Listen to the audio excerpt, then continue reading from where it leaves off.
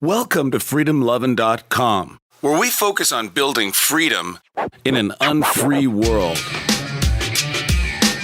Through personal development, location independence,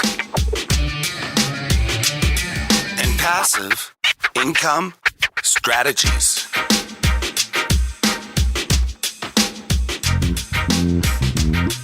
Now here's your host, Kevin Koskela. All right. Welcome to Freedom Lovin'. This is Kevin, and this is episode number 62. And today I'm really excited to have my friend and fellow DC member, that's Dynamite Circle member, Shola Abidoye. Welcome, Shola, to Freedom Lovin'. Thanks for having me, Kevin, and I'm really looking forward to chatting with you and your audience. Absolutely, yeah. And I think we've probably spoken a lot more on Skype chat than actually talking, like voice talking, right? So I promise not to reveal any of the secrets that we talked about over Skype. Yeah. Yeah, no secrets are going to be given out on this podcast. Definitely no secrets. We don't want to be like scammy IM people, right? Yeah, exactly. But wait, there's more. Yeah, exactly. Yeah, so I really want to hear your story. I actually don't know it myself. I want to, where are you from? First of all, how did you get to become a digital nomad and end up in northern Baja right now?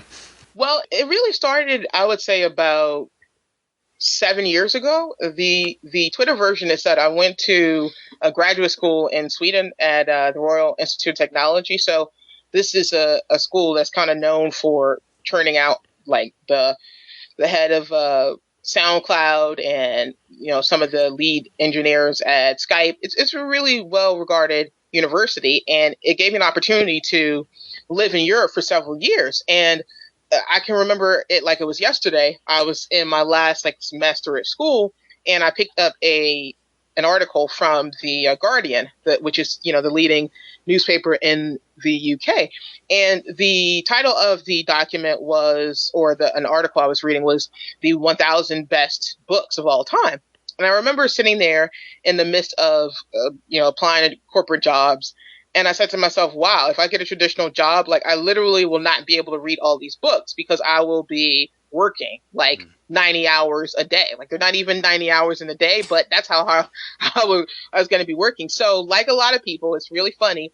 Eventually I typed in how to make money online, right? And that just really got me into the world of direct response marketing. And I eventually became a CPA lead generator, and I started a domain name investment company. And essentially our business model was to buy education-based domains and to monetize the traffic through selling leads to some of the largest online universities in the world. The largest advertiser spent about $250 million a year just on ads. So it's a huge multi-billion-dollar niche. And I just happened to be at the right place at the right time. Eventually, I kind of got tired of that. It was great because it really exposed me to the world of paid media. And I eventually sold off that business and spent some time traveling around the world.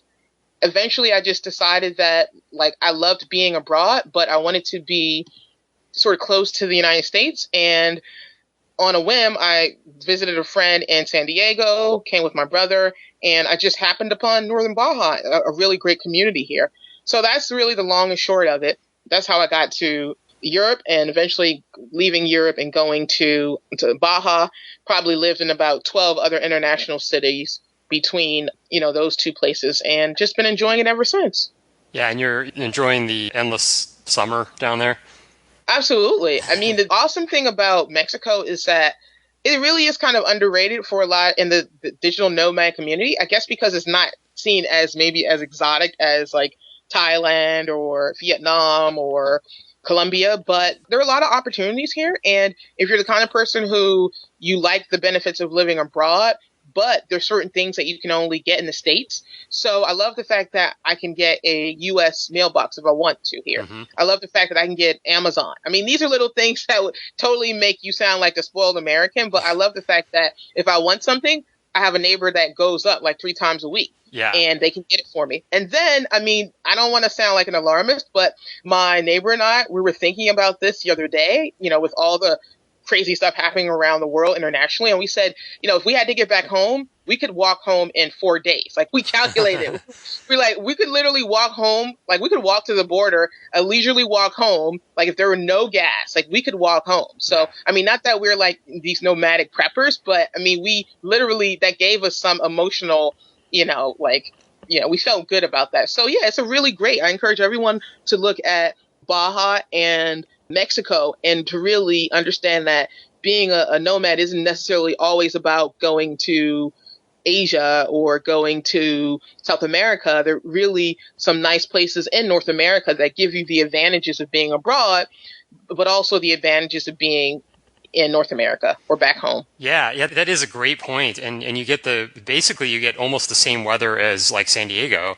So that's Absolutely really tough to find anywhere in the world, as you know. Yeah. And so that's a great advantage. And I see it as, you said you could walk home in a few days, but I think that if stuff starts to get really bad, you might see people walking the other direction. Yeah, exactly. From the U.S. to getting out of here. Yeah, that's true. That's really true. And the other benefit is for anybody who is in a position where, let's say you have some listeners, Kevin, who they haven't yet made the plunge, right?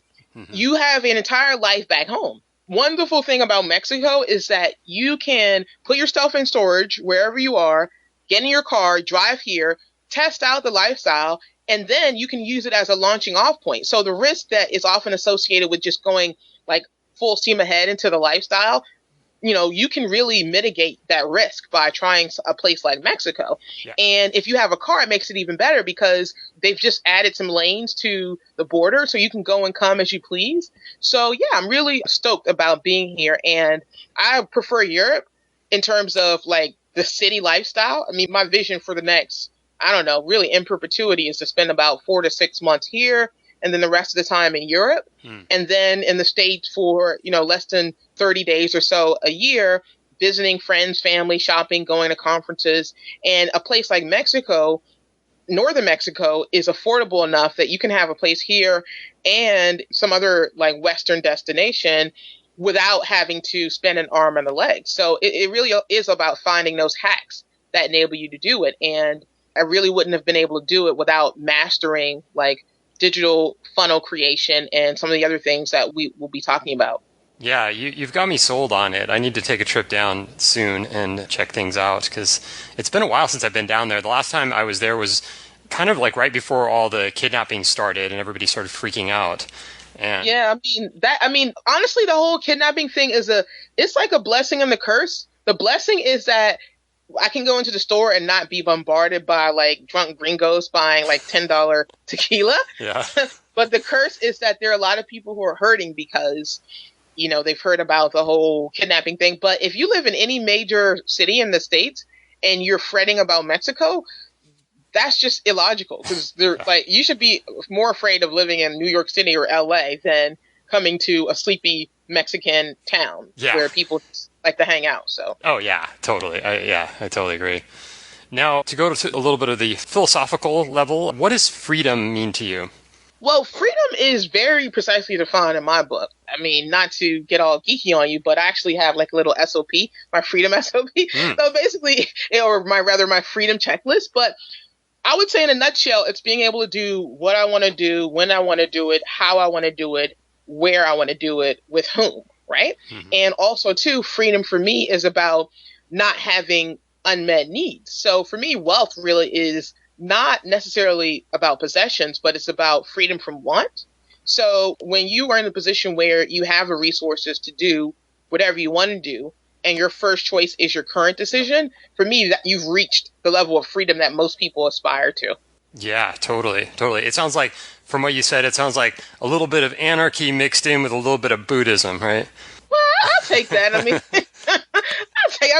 that's the first time I need to update like my Facebook and LinkedIn profile with that, because that's the first time I've ever heard that. But yeah, it makes sense to me. I'll take it. Yeah, totally. It's good parts of both and mix them together. So cool. So now you started Digital Author Labs. That's your company, right? That you actually created? Yep. I'm the co-founder and chief revenue officer. And what we do is we develop digital sales funnels for content creators, coaches, and consultants. And the whole vision is that we really want to put a dent in the failure rate for indie startups. The value proposition is simple. Many people have audiences, Kevin, but they don't know how to monetize their audience. And if you think of an effective digital sales funnel, it really is the engine that drives your business. And there's just so much out there about like online marketing and quote unquote getting your name out there. But there are very few people out there who know how to engineer, and I use that term deliberately, an effective sales funnel, an effective digital sales funnel. And so we work closely with content creators who are authors. Many are New York Times, USA Today, and Wall Street Journal bestsellers who have platforms. So they have author platforms, but they don't really know how to monetize on multiple level their platforms. So that's on the author side. Then we work with service providers, coaches, and consultants who they want to grow their brand and they want to grow their sale of digital content and eventually services. And they come to us. Luckily, we've developed our own funnel that enables people to find us. We don't really believe in going out and chasing customers. We feel like if you find us and we feel like it's a good fit, that is the best way to deliver value. And so far, it's been going really well.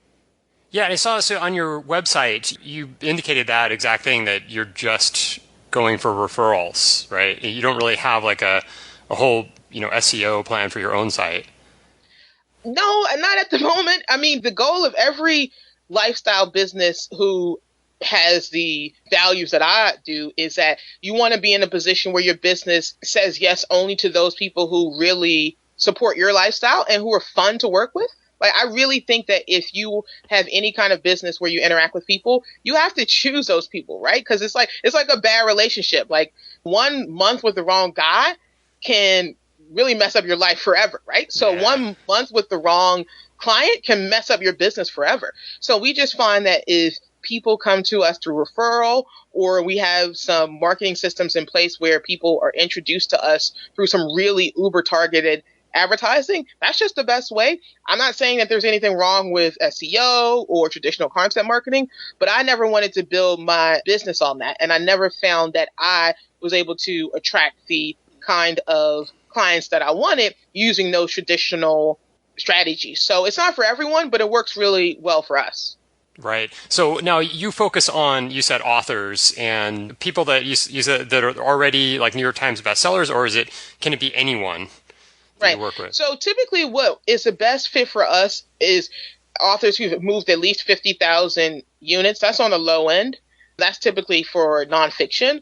On the higher end for fiction authors, we really prefer to work with people who've moved at least 100,000 units. So when you look at the statistic, maybe about 5% of self-publishers are earning a full-time 6-figure income off their books. And we just find that a lot of people think, wow, if I hit that level of income with my books, I won't have any problems. But that's not true, right? Like, so if you have an author who really wants to have a big lifestyle, low 6 figures a year sounds good on paper, but that's not what they want. And so just like a $10 million a year business has problems, a self-published author who is doing, what other people would consider really well, they have problems in growing their business. So yeah, we find that when we connect with people who already have an audience, but their challenge is monetizing that audience, it just really helps us to zone in on our 80-20, which is monetizing audiences through more efficient funnels versus working with people to build up their customer base or build up their paid readership.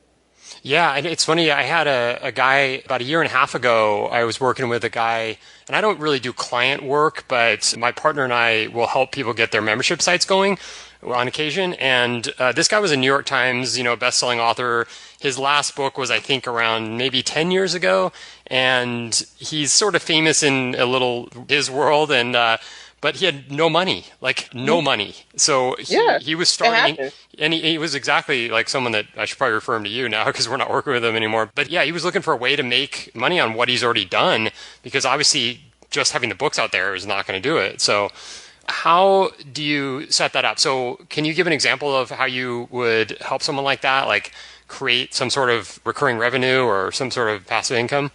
Absolutely. So first of all, I really believe in data-driven analysis because my background is in economics, and I actually work for an investment bank, Smith Barney, which is now owned by Citigroup, and a consulting firm. That really was like how I pay my bills. So like a lot of people in the market who maybe come to the whole online funnel building online marketing world from a different angle, I sat back and I said, okay, how can I apply this deep analysis that typically you have to pay millions for if you are a Fortune 500 company? How can I really help the independent startups that we work with?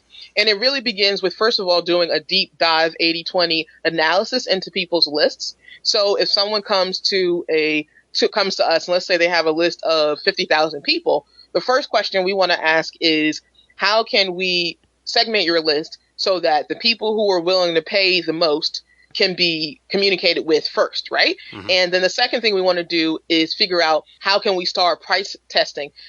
People are willing to spend thousands of dollars on website design, but they won't spend a penny on price testing. Mm-hmm. And as an entrepreneur, as a capitalist, your biggest power in the world is your ability to control your prices. Many people feel like they can't control their prices. But I ask anyone who might be listening to this, like, when's the last time you did a price test where, let's say, all your prices ended in 0 versus 7, or where all your prices ended in 3 versus 6? And the thing is that people feel like that's something small, but it could be the difference between an extra $100,000 in revenue if your audience is big enough. So no one does that. It just boggles my mind. Probably because people on blogs aren't talking about it. Yeah. So that's the first step. Step one is a deep dive Pareto analysis of a particular client's audience. Okay. Step two is to do some really effective price testing. And then step three is to ask ourselves, what is some one or two things that our clients, prospects want that requires the least effort? Okay. So in many instances, when someone is an authority, people are willing to pay or rather they want to pay just to get advice, right? But if you can create a community that it isn't just for one-on-one communication, but that enables your prospects to communicate with each other, right, that's a high level of value, right? But it doesn't require a lot of time on your effort. That's just one way to monetize a list. Another way is to really sit back and say, okay, what step-by-step process do I have for getting results? How can I take that and create a piece of software? Okay, maybe invest $5,000 or $10,000 and then sell it only to my community. I think you're going to see more and more experts out there who have IP, turning that IP into software, but they just need to figure out how to do that. So we've done software launches before, not just digital product launches. So we actually know how to do that. So once we just have a clear sense of what our clients' revenue goals are, then we can sit that down and play with different price points and say, okay, if you're charging $5,000 for product, this is how much you're going to need in terms of traffic and conversions from your list.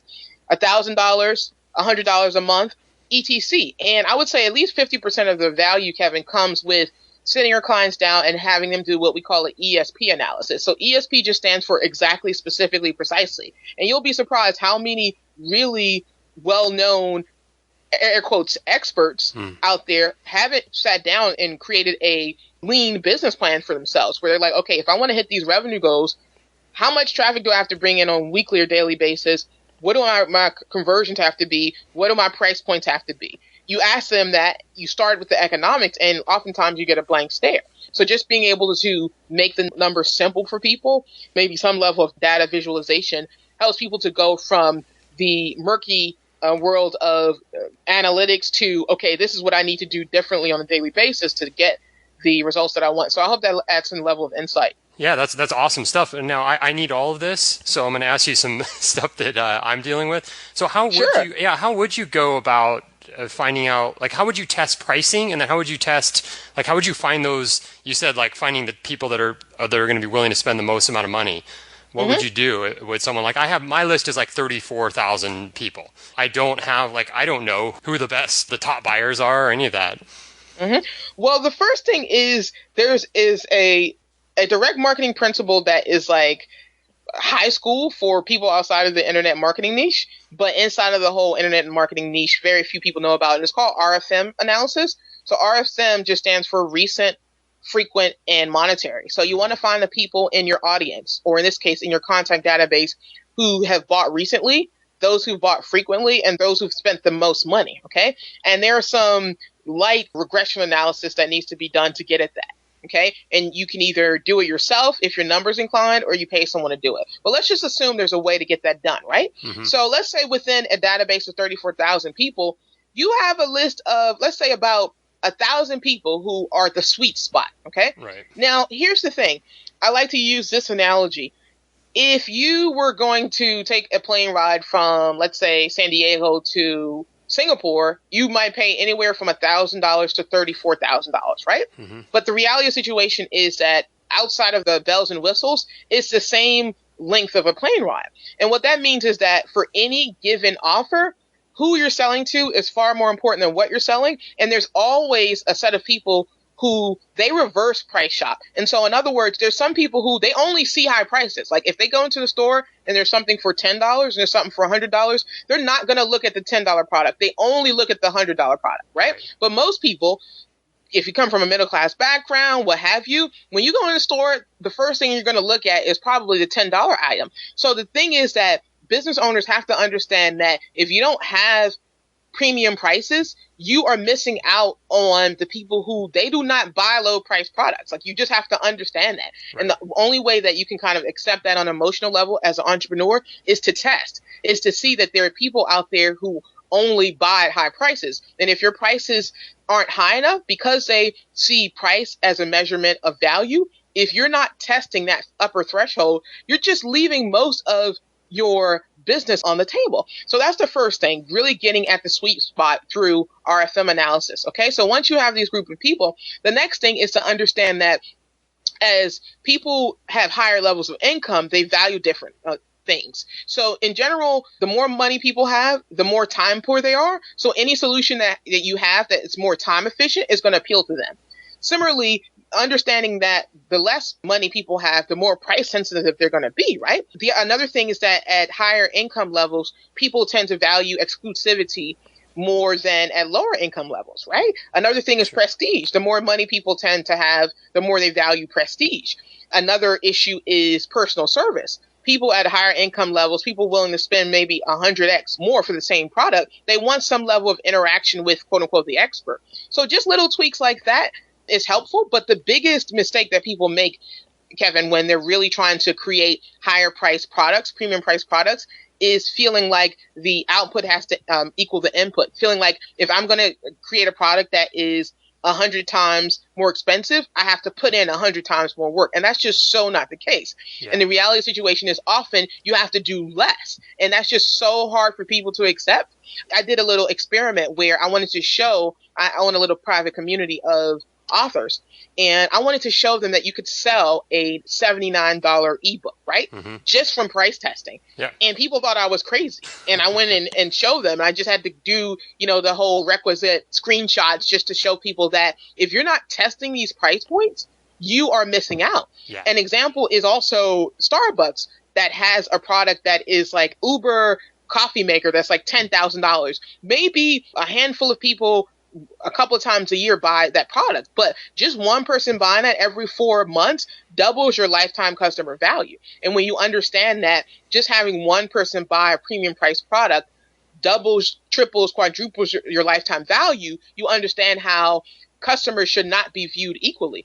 Okay, one whale is equal to a few guppies, and most people treat every customer the same. And if you don't treat customers differently, then unfortunately what happens is that you're going to leave most of the money on the table. And it all starts with getting into a frame of mind where you're understanding how psychological pricing is and understanding that first you have to get right in yourself. Many people are afraid to charge higher prices. Maybe they tried to raise their prices before and it didn't go well. They're like, oh, see, I told you so. Well, if you don't target your higher prices at the right people, you're not going to sell. So, selling at higher prices is as much about the person you're selling to as it is what you're selling. And that is a critical, really disruptive way of looking at, of configuring a well-optimized sales funnel that not enough people talk about.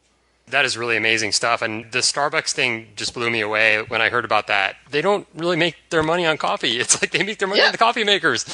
Exactly. People don't even get that. And that's the whole thing too. And the kind of a visual analogy I like to use for people, and this is a really straightforward question. So let me just ask you, Kevin, would you pay $1 million for a bottle of water? Probably not. Okay. Now, here's the thing. Neither would I. Now, if I were to ask you the following question, tell me if your answer would be the same or differently. Do you think that a group of billionaires in the desert would pay $1 million for a bottle of water. Yeah, I do. Okay.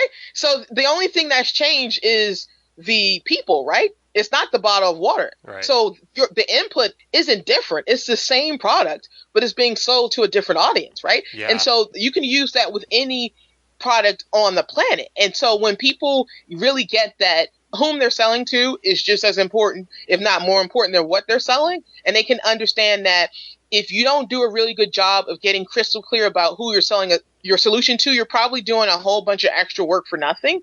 You're not going to do as well as you could have. And that's really hard for people because we want to believe that it's our product alone that really determines the success that we have. Another analogy that I like to use is that winning a race is as much about who you're racing against as it is about how like an athlete you are.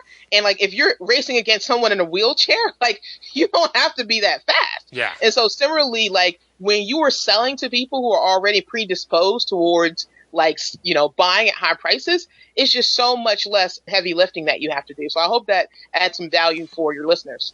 Yeah, that is really awesome. That is really awesome stuff. Now, you talk a lot about the sales funnel, and I think there's probably some people listening that don't really even know what a sales funnel is, but I think that's a really important thing to discuss. And then also, what is it and how can it be created and how can you eventually automate it? Great. When people think about their online presence, most people think about their website, okay? But what you have to understand is that there are a group of web pages, okay, constructed together in a step-by-step sequence that creates a sales funnel. What most people have is an online brochure, okay? And the brochure is to, quote-unquote, get their name out there or to, quote-unquote, brand them.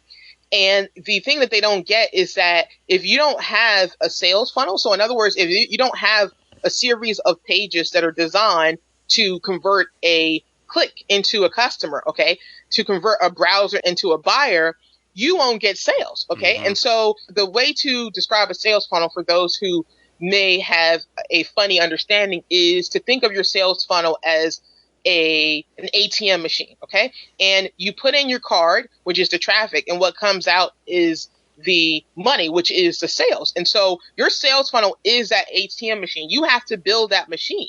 And the thing is that if you don't have the right pieces of the puzzle, if you consider a sales funnel to be not just the pages, okay, but also the copywriting, also the testing, also the tracking, you need about 6 buckets of things in order to put together an effective sales funnel. And the end result of a sales funnel is that you have an engine in your business that takes a click and takes someone from their first visit to a particular page that you own to the point of purchase where they buy. And there's a step-by-step process that begins with generating awareness and then goes on to generating a lead. And then you go to qualifying the lead, or in this case, a subscriber. Let's say it's an email subscriber. And then you want to nurture, build a relationship. And then you want to present a sales message either through email or send an email and then they click to go to a sales page or they click to go to a one-on-one phone session. And at the end of that, they either talk to a person and you have a sales conversation, or they watch a video, or they read some sort of sales copy in a sales letter. And after that point, they are at the point of sale. And so I would say that anyone listening to this, if you are not tracking what people are doing at those different pages, so from your ad, or in this case, let's say you're doing SEO from, the first few keywords to their opt-in page, to your thank you page, to your email sequence, to the visit of the first or second or third visit to the sales page, okay, to the follow-up sale, then you are leaving a lot of money on the table. And if you get overwhelmed with all of these numbers, I just say do this one thing. Go to Google Docs, okay, or go to Google Calendar. Just go to google.com/calendar. Set an appointment with yourself. Make it recurring. And just spend 5 minutes a day tracking one number. And that number should be your sales page visits. You see, if someone isn't visiting your sales page on a daily basis, you can be rest assured that you're not getting sales. Mm-hmm. And most people don't really track that one number. Like your sales page is like your virtual salesperson. Could be a sales video, could be a webinar. If at least one person a day isn't tracking that, you're really doing something wrong, because here is a reality for you. People will invest untold amounts of time into various marketing activities, but then they will invest 8 hours, a full day, and that won't lead to one sales page visit. Well, let me ask you this. Would you go and work for somebody for 8 hours, and at the end of the 8 hours, you don't have anything to show for it? If you work for the next 8 hours, and after 8 hours, you don't have at least one sales page visit, you really have to reevaluate what you've just done. And so the whole sequence of pages, along with the analysis that I've just described to you, is really the essence of an effective sales funnel.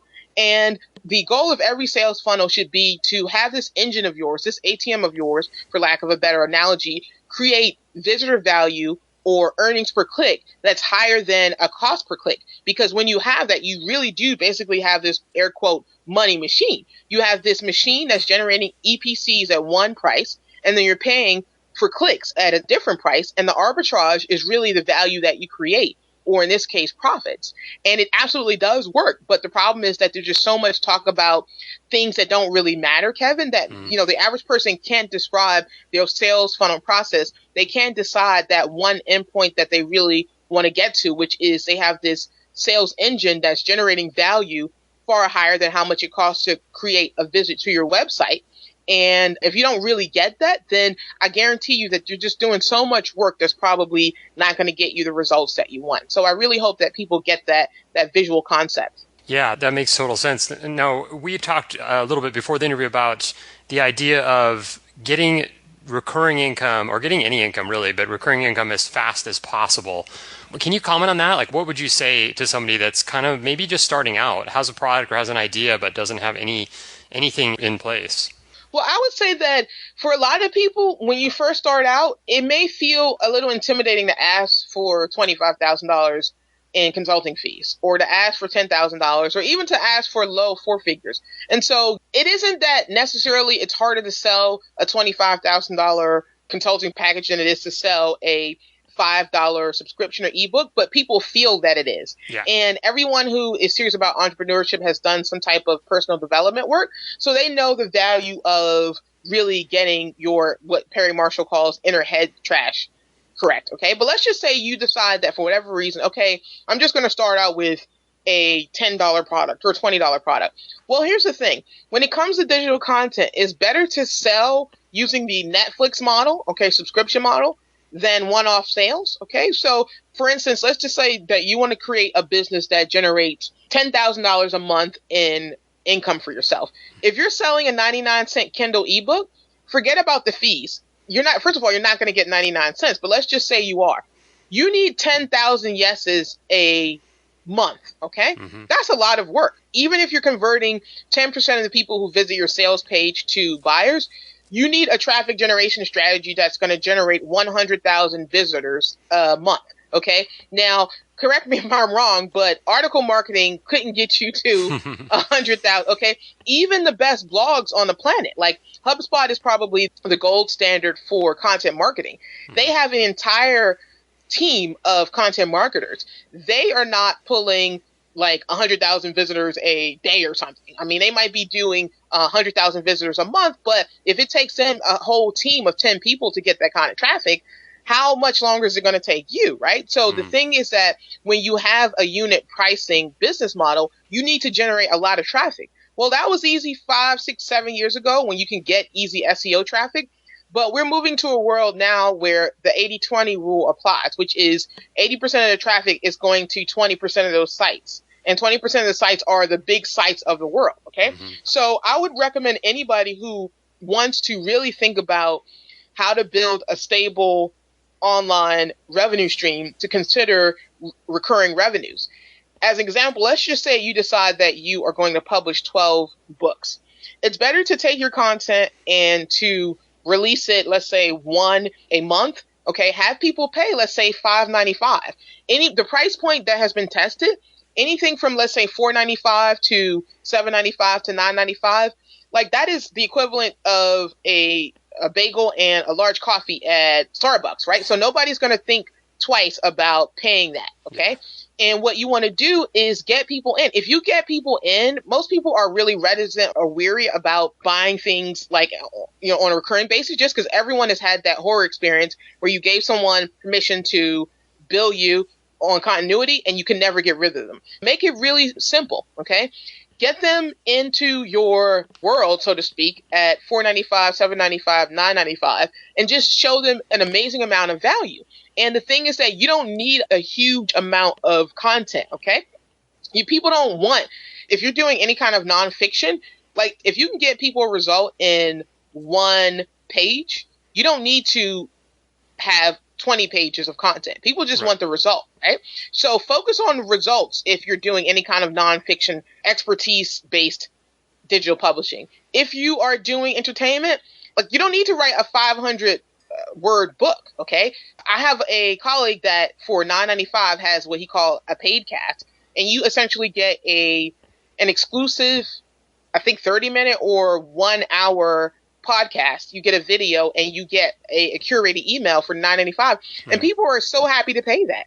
And the reality of the situation is that those RFM buyers that I talked to you about, like those premium buyers, they want exclusive content. They've tried the free content and it didn't get them the results that they want. So they're like, you know what? If this person is willing to charge for it, it's probably going to be better than the free stuff. So $9.95 is not a huge price point. And the other thing to understand when it comes to recurring revenue is that you always have to sell something so attractive on the front end that it gets over people's desire not to, at least on the outset, commit themselves far into the future. So here's a great example. Let's say you have a digital product that's really worth $200, okay? What you want to do is sell your continuity product and tell them that order now and you will get this $200 product as a bonus. Like people are going to want to get that because they're thinking about today. They're not thinking about the future, right? This isn't to say that you are hiding anything or doing anything clandestine. Like people need to know that you're signing up for a monthly subscription. But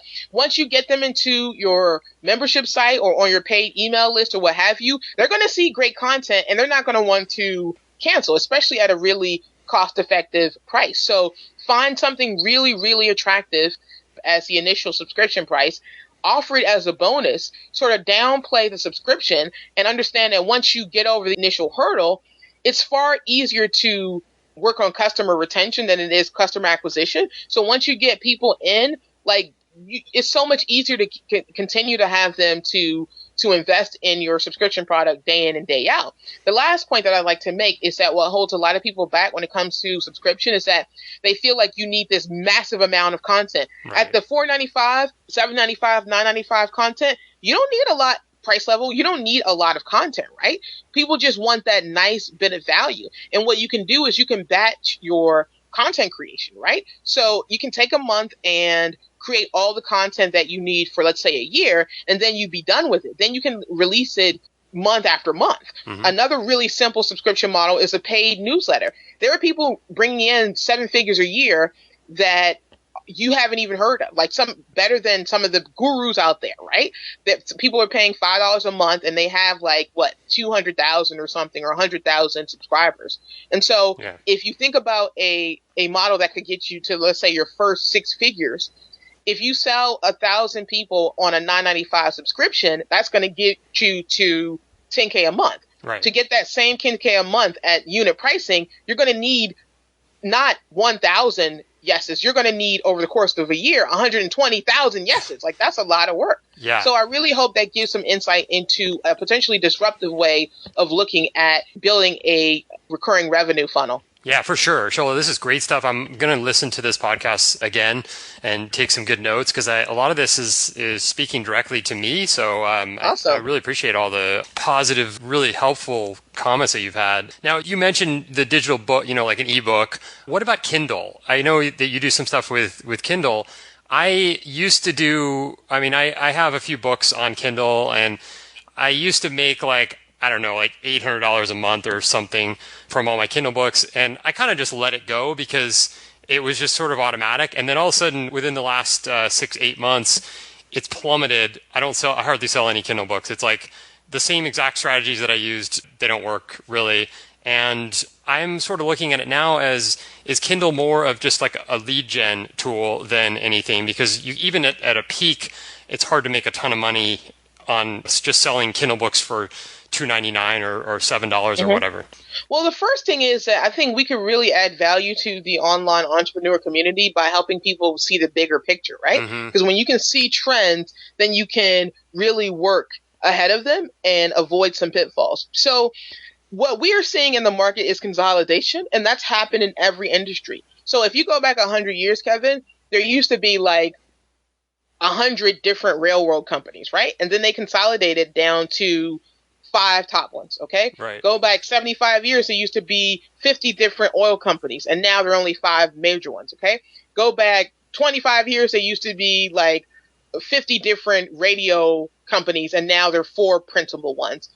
What's happening is in any market, as it matures, you have consolidation. And consolidation just means that you have a few players who are doing the majority of the selling, okay? When Kindle first came out, there weren't a lot of self-publishers. So it was really easy to just basically put content out in the market and get paid for it. Well, as you get more and more people into the market, there's a natural law of nature, a law of nature that you see across industries, and it really has to do with the 80-20 principle, which, sidebar, isn't a theory. It's a number that appears in nature, just like the number pi. If you really did the math, you would see that what's happening in terms of consolidation in the Kindle space is a natural result of the Pareto principle working in a marketplace. And so what's happening is that 20% of the authors are really now doing 80% of the profits. And so your job as a self-publisher, you or anybody else, is that you have to pick a category, a sub genre, and become number one. Okay. And when you become number one, then you get traction. And unfortunately what's happening is that people are just putting, the old model used to be just put as much content on the marketplace as possible. And then you'll get like, it's almost like long tail sales, right? Well, these days that doesn't work. Like you have to find a niche and really become the number one author for that particular niche or sub genre, right? So as an example, when it comes to the Kindle space, most of the profit is made from, surprise, surprise, romance. Why? Because most of the people who buy Kindles are women, okay? And so, like, most of the people who buy romance novels are, like, women, right? So it stands to reason that the niche where people are just really killing it is romance. And, of course, that people do buy other fiction books. In general, we all know that nonfiction doesn't sell as well. Outside of the entrepreneur community, you know, we're the ones that buy, like, the business books and stuff like that. But in general, the books that sell 500, 200,000, 350,000 copies on Kindle, it isn't the business books, right? Having said all of that, what people have to understand is that if you want to make waves in the Kindle market space, you have to get super serious about establishing yourself as number one. And that, again, plays to the 80-20 principle. It's called the king effect. The difference between two people, and you know this because, you know, you are expert when it comes to swimming, Kevin. Like, the difference between first and second place might be a millisecond, but the payout is huge. And so the difference between being number one and number two in your particular genre is huge. And most people don't really focus in on being number one in their subgenre on the category. They just focus in on just like putting as much stuff out there as possible. And I think that is the big shift that people need to make, that if they want to generate income from principally Kindle books, they have to get serious about branding and becoming number one. The old model where you just put as much stuff out there as possible doesn't work, just because of the natural progression of consolidation that happens in any market. So I hope that really adds some level of insight for folks. Yeah. Now, what about using it as a lead generation tool? You know, like the stuff that I've been reading is like you put a book out there, you give it away for free for 5 days, you shoot up to the top, then you raise it to $1 or 99 cents, and then you just keep it as high as you can for as long as you can, and then you obviously have links in the book for people to sign up for your list and stuff like that. Does that make sense to you? You know, this is one reason why I typically provide, I'm going to be brutally honest here, just because I feel like, you know, it wouldn't serve anyone if I didn't. Our business model is that we serve high volume Kindle sellers because they already have an audience. Okay. So the thing is that if somebody's selling a 99-cent ebook, they won't have the money to reinvest in their business. Having said all that, if I were a content creator, Kindle would be part of my business strategy, but it wouldn't be my only business strategy, because the ship has sailed of like creating one book, having it sell, you know, hundreds of thousands of copies each month, and then riding off into the sunset, moving to Bali or something. Like, that's just not, it's just like in the olden days, like of the internet, like 10 years ago, you could just put a website out there and rank highly and you get paid millions of dollars a year just for ranking for like plastic surgery Bangkok or something. Yeah. But that just isn't in place. So I would say the 80-20 rule applies if you are an expert and you are sitting down and you're like, okay, I have 4 or 5 ways to monetize my content. I would really focus in on selling direct. Okay. I would focus in on really developing a premium price product. And then should you have hands on deck, I would totally focus on using Amazon for auxiliary sales, right? Like, because Amazon is a great place to brand yourself. But rather than making my whole business model physically doing the work of promoting yourself on Amazon, no, like hire that out. Like, it's still a very good, if you have content sitting on your hard drive, you can hire someone to put your content, to package your content and put it into the Amazon marketplace because they make great buyers. But if you're sitting down, you're like, okay, I'm just going to spend 8 hours a day marketing myself with free books on Amazon. There's so much, there's such a better use of your time. Another recent development is that Amazon has just added paid advertising. So the minimum is $100. I haven't tested that. I will be testing that. But now you have the ability to do what's almost native advertising. So to promote your book on Amazon, so and there's a cost per click basis, right? So if you have a book that's gotten you some traffic, and has gotten you some traction rather, then invest some of that money into paid advertising. Yeah. I'm a big fan, as you know, of paid advertising because we only have, if you're sleeping, at least 4 to 6 hours a day, over the course of a year, you might have 3,000 really productive hours. Anything that is a traffic generation strategy that's really labor intensive, when you can just spend your money and get traffic, it's not the way to go. We tend to spend our money frugally, but we overinvest in our time, right? So there are people who they will spend 20 hours on that magical blog post that may send them 500 visitors, but they won't spend $50 to go out and buy 200 visitors. Like, that doesn't make sense to me, right? So that's just something to think about. Yeah, no, that totally makes sense. As soon as I heard this one podcast, and they were talking about, the guy was a pay-per-click expert, and his first point was, why would you want to spend all your time doing SEO when you can just buy the traffic? And it just hit home for me. I was like, yeah, that's true. What am I doing? Like, why would I? Yeah, and not only that, if I may add, like, not at all am I suggesting that content marketing. I mean, we do very selective content marketing in the form of authority business presentations. People call it webinars. I'm a big fan of podcasts. I'm a big fan of really effective SEO, but you need to have a hierarchy. You need to ask yourself, okay, what traffic strategy is going to be a straight line? Let me execute that first. Okay, now when I have money and income flowing in, now when I have my business at a level that it's supporting my lifestyle, okay, I have $5,000 to hire an SEO expert. But if you're actually physically doing it yourself, that is not the best use of your time. The best use of your time is to look at different tasks in your business as having a particular dollar value. Okay. Right. Like fiddling with your alt tags doing SEO is probably a $5 an hour activity. Okay. Getting on a podcast or developing a relationship with a rep at an advertising network or public speaking, those are $1,000, $10,000 an hour activities. So do those first, get the income flowing into your business, and then delegate all those things that are nice to have. But at this point in time, they are not your singular most important goal. Getting recurring revenue, getting high ticket sales, getting to a point where you can just go out and buy customers. You don't have to borrow them from Facebook or in many cases beg for them by way of Google SEO. That should be your singular goal. Once you have that in place, then you have a war chest of capital that you can use to invest in the other areas of your business that are nice to have. Because if you've ever read the book Ready, Fire, Aim by Mark Ford, who runs Agora, which is the $500 million info marketing or info publishing behemoth, he has this concept where he looks at businesses at different stages as being like human beings at different growth stages, right? So if your business is under $1 million, you're still an infant, okay? Right. Like maybe $1 to $2 to $3 to $4 million, you've reached adolescence. $10 to $100 million plus, you're an adult. And we all know that a child has different needs than an adolescent or an adult. When your business isn't generating consistent daily sales, you still have an infant business.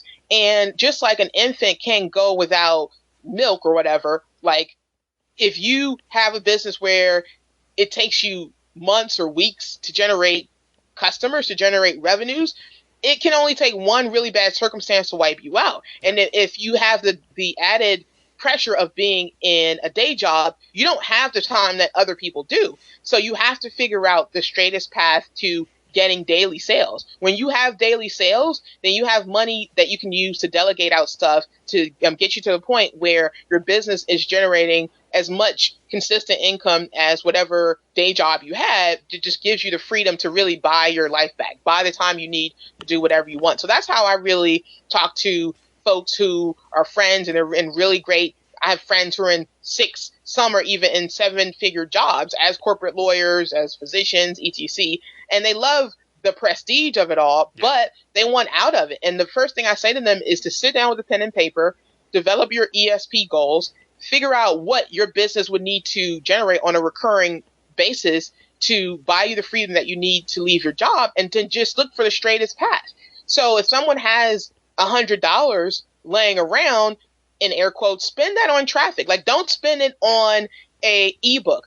If you have $100, buy 20 hours of labor. Don't buy a course that is going to stay on your hard drive. If people listening to this had a shift where they said, okay, I'm going to start buying labor and I'm going to start buying leads, the results that they would get would be mind-blowing. And if you've ever bought more than 2 training courses and you didn't implement every single step, realize that your money is probably spent getting other people to do the work or to automate the process. So that's I feel so passionately about having people understand that if you start spending your money on the things that matter, that really move the traffic and conversion lever, you're going to get so much further faster. And you have to have that in place if you're serious about your freedom. Yeah, I love it. So the message is buy your freedom, right? Exactly, right? Cool. Well, that's awesome. You've definitely dropped some knowledge bombs here. There's all kinds of smoke and fire in this room here, so it's great. I really appreciate, Shola, all the things you've shared. Now, just before we wrap it up here, I wanted to talk a little bit more about the location stuff. So you are definitely not staying where you are right now permanently. You're going to be moving on here in a few months, or what's your plan upcoming? Yeah, well, I am delighted to be planning with a lot of other people sort of in the circles that we travel in collectively, spending time in Berlin toward the end of the year. I'm part of what you call the multiple home base movement. So it's like I'm really looking to have a place here in Baja and have a place in Europe. And I like to go to like my home. Like I'm not really into the whole backpacking thing anymore just because I've done that. And so I think that if anyone is really sitting back and they're saying to themselves like, okay, I've been to all the countries on my bucket list. I've done the nomad thing. Now I want to go to places I'm familiar with.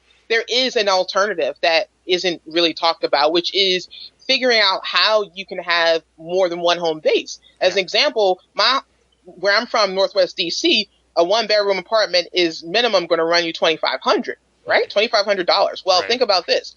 If you had a home that was $500, if you had 3 places, you would still pay less than one home in a big U.S. city, right? Yeah. And we're not even talking about like renting it out and so on and so forth. So yeah, my vision now is that I want to be able to go to multiple cities, go to my actual home, my own bed, like go to local restaurants. And then the wonderful thing about our lifestyle now is that all these hubs are popping up. So like if I know that Kevin and 4 or 5 other friends, let's say January through March, they're going to be in San Diego, and then like let's say March through February, the gang's going to be in Buenos Aires. And then like October through December, folks are going to be in Berlin. And then the other parts of the year, they're going to be in Ho Chi Minh City. You have a circumstance where it's like everywhere you go, it feels like home. It's not like going into a new city where you're a backpacker and you don't know anyone. You're bumping into everybody that you know. And for me, that's the exciting thing, because the challenge with the whole nomad lifestyle is that you have the freedom, but you don't have the comforts of home. So if we're able to have the freedom of a nomad going to multiple locations, but we have the creature comforts of home, like that's the best of both worlds. Like for me, that's the new movement. I love that philosophy. I mean, that's exactly where I'm thinking. And I think that you're right. It isn't talked about. It's only like you're a backpacker or you're just bouncing around from city to city. So yeah, exactly. I mean, and even I got my sister in closing. Just think about this for everyone as we close out. Like, I moved to Spain. I was in Marbella for about a year, and my sister, who travels a lot, we're really close. I got her to come and stay for like a month. She ended up renting an apartment like up the street. God, it was so nice having family abroad. And here's the thing, like, there's some countries where you can get a car for like $200 a month. So imagine how it is where you can go to 3 destinations around the world, get out of the airport, you rent a car from the same place. You've known these guys for like a couple of years, right? And every time you're in town, it's the same place. Go pick up a car, go to your home, your books are there, like, that you use the same like house help. It really is the creature comes from home. 100 years ago, you had to be the equivalent of a billionaire to enjoy that lifestyle. Right. Literally, like the Andrew Carnegies of the world. Now, with really understanding how to use this kind of arbitrage, we can do it, and we don't have to wait until we're like 65 years old. Right. And neither do you have to wait to you build that business to the point where you sell it for like $500 million to go out and buy multiple homes. Like, we really can hack the system. So yeah. I think it's good that there's shows like yours where we can talk about an alternative. Like, what happens when you've led the whole 4-hour work week lifestyle and you've kind of grown out of it, like you want something different. There is another step to it all. Yeah, I love that. It's awesome. So, Shola, how can someone get a hold of you if they want to hit you up? Well, everyone, feel free to connect with me on LinkedIn, Shola at digitalauthorlabs.com. So SHOLA at digitalauthorlabs.com. Connect with me via LinkedIn. And I am delighted to talk to you about any of the stuff that we talked about here. If you have some questions about places like Baja, or you have questions about Berlin, Budapest, Spain, those are some of the locations. Feel free to connect, and especially folks who are thinking about doing the multiple home-based lifestyle, or if you are thinking about, going like nomad, but you don't want to leave North America. And then also folks who really want to be in Europe. There's a lot of opportunity in Europe. I'm totally happy to talk about not only business, but lifestyle. Cool. Awesome. Well, thanks so much for coming on, and yeah, good luck with everything you're doing. Thanks for having me, Kevin. Take good care. Thanks for listening to another episode of the Freedom Lovin' Podcast. To break free today, head on over to freedomlovin.com and download our free guide. 7 practical tips to living free in an unfree world.